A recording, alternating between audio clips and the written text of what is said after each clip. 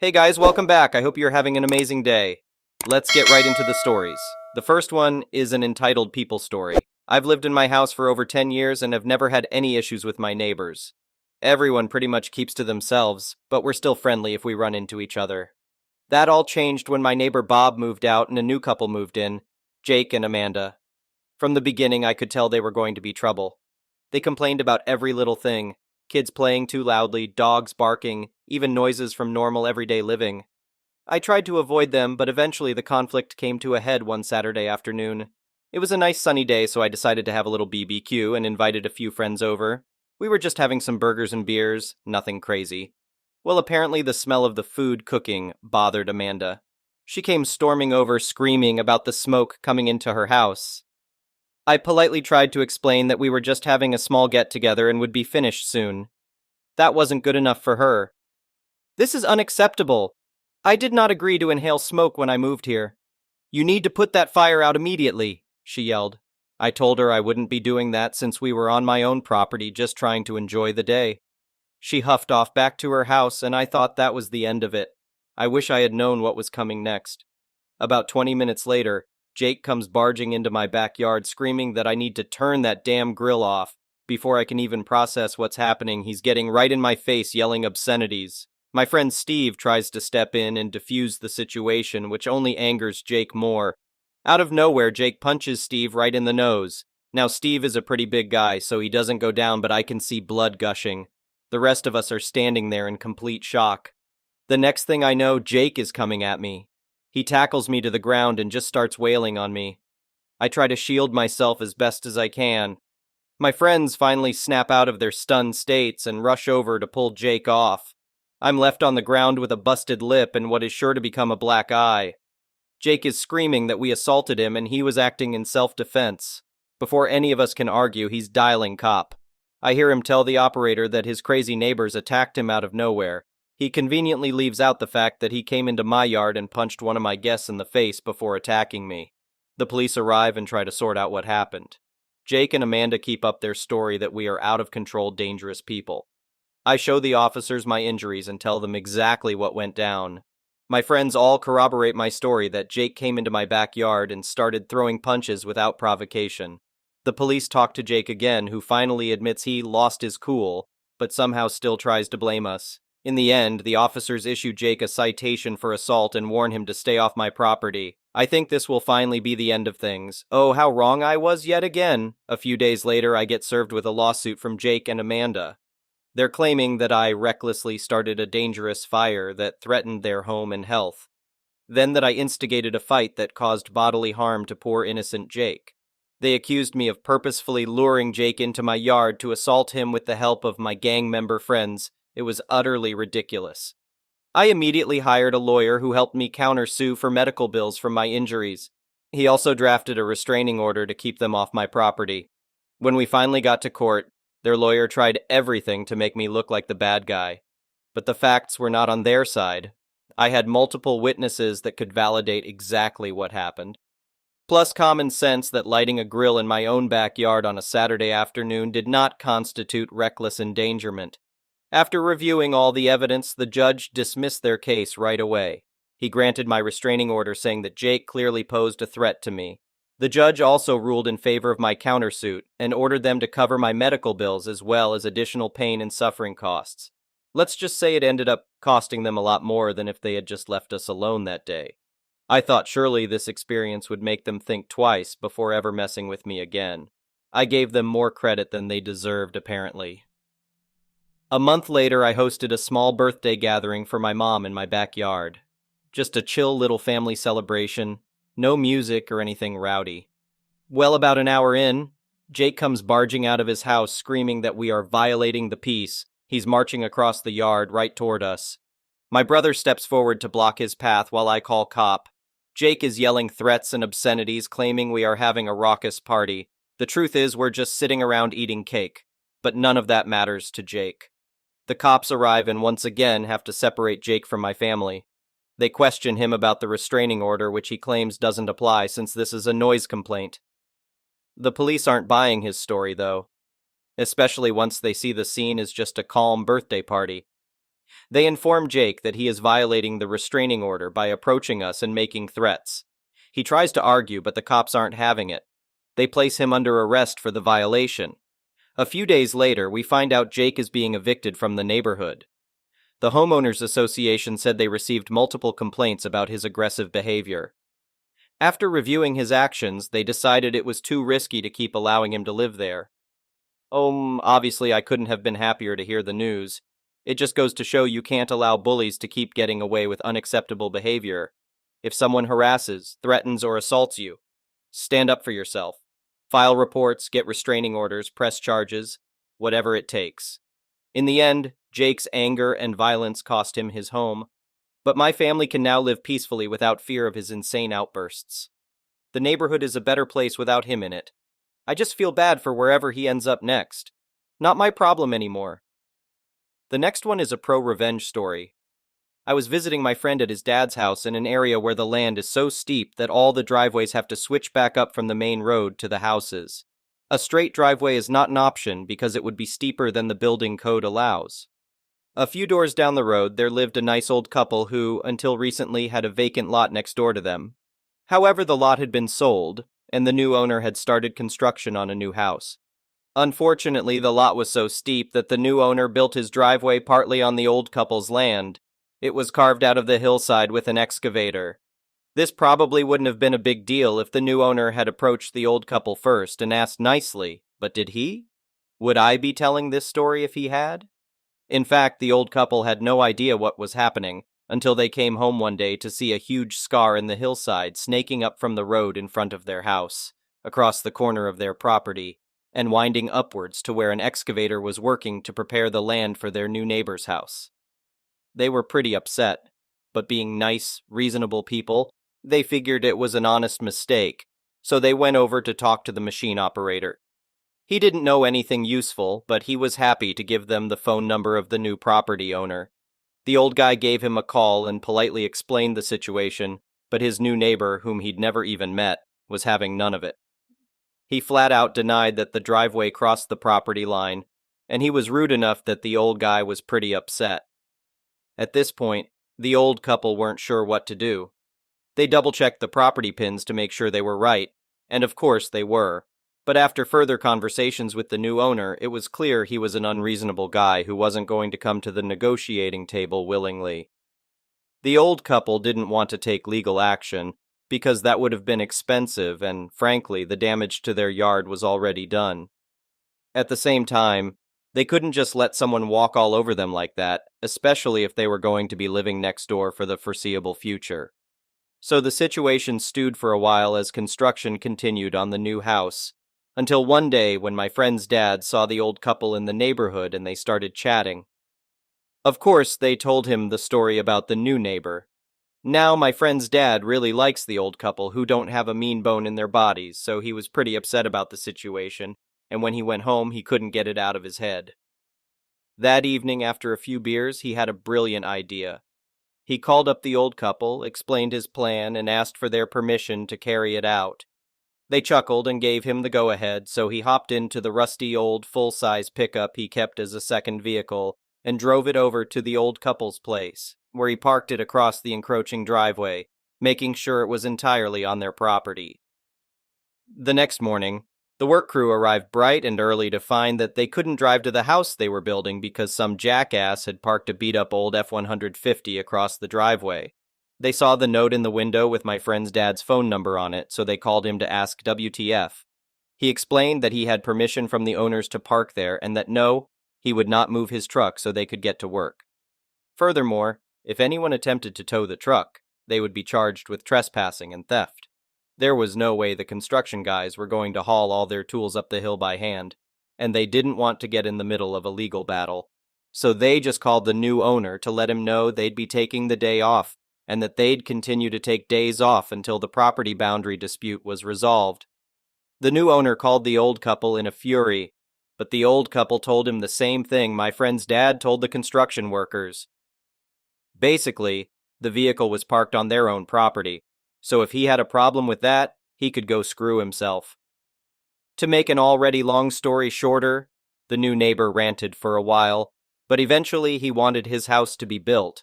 So the nice old couple ended up with a significant sum of money in exchange for an easement allowing the driveway to pass across the corner of their property.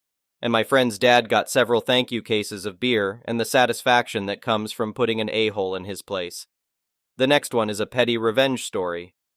About 5 years ago, I married the love of my life. One of the plans for our honeymoon involved a full spa day at this cute little ma and pa place in the town we were staying in. I was hesitant to book it because it was a pretty big splurge for our budget. However, it was our honeymoon, so what the hell, it's worth the memories. Spa day rolls around. Probably should have confirmed the calendar the night before, but I already knew the appointment was for 11 a.m. I now have to admit this was a tifu.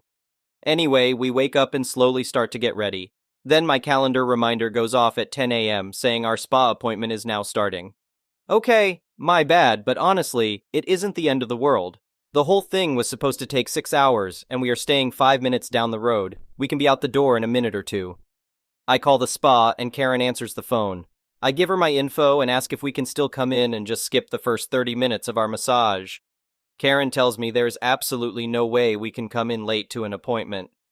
Their therapists are on a tight schedule, and there isn't any way they can accommodate our poor planning. Yes, she said that. My polite pleas fell on deaf ears. On top of that, Karen also said that the card I put on file would still be charged for the full day. My new wife and I had to accept that there wouldn't be a spa day on our honeymoon. We were going to attempt to make the most of it anyway. We were optimistic as we were still in a tourist town. We just had to keep in mind whatever we did would add to our budget. That was until the spa called us back about 20 minutes later. Me. Hello? Karen. Hey, this is Karen again. The card you used to book the appointment was declined. In order for us to pay our masseuses, I need another card to charge the pre-booked appointment. Me. Oh, that's right. That card was stolen 2 months ago. You want me to give you my new one for a service I'm not going to receive? Karen. Yes, we have to charge you in order to pay our employees. Me. Oh, good luck with that. Bye now. Second call. Me. Hello. Karen. Hey, I talked to the manager. We can get you and your wife in for an hour massage, but we will have to charge you for the whole day so we can cover the costs of our employees. I just need your new card number ahead of time. Me. But you told me there was nothing you could do, tight schedule and all. Are you sure you can fit us in? Karen. Yes, I talked to the manager. We can make it work. Me. Oh, darn. Well, you see, my card is in my wallet across the room. I don't really have time to get it with all the other things we scheduled to do. Goodbye. They called back 2 more times, then left a message saying we could have the rest of the whole spa day, but I was unable to answer. I was too busy having a blast at the zipline park we attended with our saved cash. The next one is a malicious compliance story. I used to work for a supermarket chain, and quite often I'd be asked by management to work at other locations. Most of the time this wasn't a big deal. I was happy to help out. It gave me an excuse to drive and have the petrol paid for. However, one day I was asked to work at a location very far away at a very early hour of the morning. I initially refused on the grounds that I would have to wake up at around 2 a.m. in order to have a shower, breakfast, and drive to be on site for 5 a.m. After some arm bending from management, I finally relented and begrudgingly agreed I would do it. Due to the drive not taking nearly as long as I initially expected, I arrived on location at about 4:30 a.m. I waited in my car with the music playing. At 4:50 a.m., I got a loud knock on the car window, nearly making me jump out of my skin. It was the manager for that store, who, never having seen me before, did not know who I was. The conversation went as follows. Manager, you need to leave. This is private property. Me. Oh, but manager interrupting. I don't care. Go, now. Me, quickly realizing I can play this to my advantage. Oh, I'm sorry, sir. I don't want any problems. Of course, I'll go right away. Sorry. And as per his request, I drove home with a smile on my face, knowing that I have the rest of the day free to myself. A few hours later, I got a phone call. I answered the unrecognized number, and I recognized the voice immediately. It was the manager who told me to leave. Manager. Hello, I'm looking for my name. Me. Hi, yeah, that's me. Manager. This is manager name calling from location. I was expecting you to work with me today. You should have been here for 5 a.m. Me. Trying to sound casual. Yeah, I was there waiting in my car. You told me to leave, remember? Manager. But you didn't say that. Me. Interrupting. There are no ifs or buts. I was on private property and was asked to leave. I was legally obliged to do so. Manager. Right. But don't you think... Me. Interrupting. It doesn't matter what I thought. I was asked to leave private property. I'm not going to break the law and risk getting in trouble with the police. It was at this point he hung up on me. I expected to get in trouble for what had happened, but I never heard anything more about it. This was a few years back now, too. It's one of my favorite stories to tell. I hope you enjoyed it. The next one is an entitled People Story. I am a short female who works overnight at a gas station alone, 5 nights a week. I wear a mask because, to be blunt, people really stink. People emanate all kinds of odors, and I'm overly sensitive to scents. I've had homeless people come in who clearly haven't bathed, or some older people who smell like a brewery buying more cases of booze. I do not judge. They can buy their booze and lotto tickets all they'd like. If they come in with at least a decent attitude, I'll return it. Thankfully, I have an awesome manager who knows I can and will throw a bad attitude back in the customer's face when it calls for it. This night just so happened to be one such night. This was a couple of weeks back at this point, and I'll admit I'm still ticked at the lady for doing this. It was about 2 a.m. when this skinny, short lady came in. I noticed she had hospital bands on, which is not uncommon since there's a hospital a few blocks away, so this station is likely on her way home. I felt sympathy for her. She's probably exhausted and emotionally drained. I expected her to vent, and I'd let it go in one ear and out the other, as I've done a few dozen times at this point. Well, that didn't happen. She noticed my mask and began asking me about it rather accusingly. Why are you wearing a mask? You know those things don't work, right? I immediately decided to stonewall her, dropping the customer service voice. I sternly said, why I wear it isn't your concern, and went about the transaction, ignoring her remarks and a few insults. As I was grabbing her cigarettes, I heard her cough. Now, again, she had hospital bands on, so I didn't think anything of it at first. Clearly, she's at least somewhat sensible and is coughing away from me, right? Nope. She continued to cough, and as I glanced over while I was bagging her items, she was coughing on the card reader and the displays on the counter. She leaned toward the lotto scanner and coughed more. I was getting mad at this point, but remained silent. It wasn't until she leaned over the counter, nearly into my face, to cough on the register and me that a switch just flipped. I grabbed the bottle of disinfectant and started spraying. I sprayed the counter, the card reader, her purse, the outside of the bag with her items, and even her shirt. I was aware enough not to risk spraying her face, but she was still coughing on everything. She moved to the newspaper rack, the drink cooler, even the door, looking like a toddler marking territory. She ended it by grabbing a basket display of snacks and chocolate and flinging it across the floor, saying, "Have fun cleaning that up, witch. Just wait till I tell your manager. I'm her friend, you know." To admit, I had been screaming at this woman to get the F out of my store the entire time I was spraying things and her. I was shaking mad, and I yelled back, "Do it! Tell her! I'm telling her myself after this." Which I did, actually. I texted my manager immediately after she left. I cleaned up the display and wiped down everything she coughed onto as carefully as I could. I had to take an anti-anxiety pill to quell the panic attack I had after the anger subsided. Jumping forward to the morning when my manager arrived, I was expecting her to be at least upset, as I told her everything I've said above. I was certain I'd at least be written up. Instead, this woman handed me a coffee from Starbucks and said she was lucky I wasn't in here, and left it at that. I saw her days after and got the chance to point her out to other staff, so now everyone knows she made a bio attack, as we dubbed it on the store.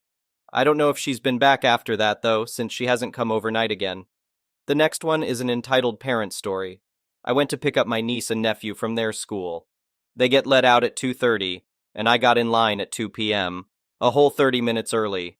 I was in the turn lane that goes left, and there was one car in front of me and one car on the opposite side waiting to turn right, as there was already a line waiting on the street. No big deal, I know where I am in line, and I can turn in when there's space and it's my turn. Boy, was I apparently wrong. Already one car cut in line once it started to semi-move. Okay, nothing we can do about entitlement, but there couldn't possibly be more instances. Apparently once my turn came up, Others decided it would be okay to cut in front of me. Not one, but 3 cars. As I started to assert myself dominantly to turn, now the big white SUV cuts in front of me, blocking me off from being able to get in, and now I'm the a-hole blocking the intersection. Now I'm fully pissed off, and I more than likely am wrong for this, but I decided I was going to show them what real entitlement is. So no more cars were using the left lane part where they access the parking lot. I parked there, looked for my niece and nephew, and saw my nephew. I told him to go grab his sister. At this point, some cars start honking at me from the right because they want me to move.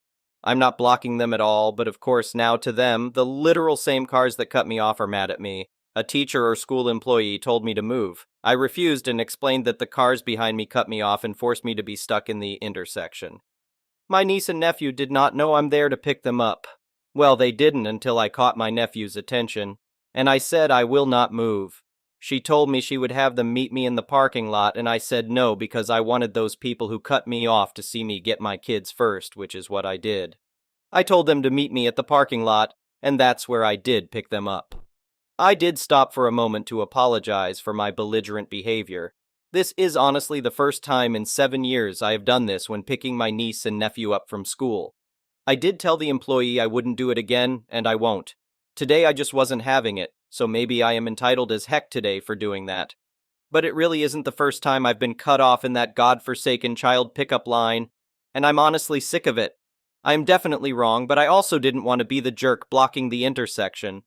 So I stayed to the left to get my niece and nephew's attention to meet me in the parking lot. I got my kids first and then left.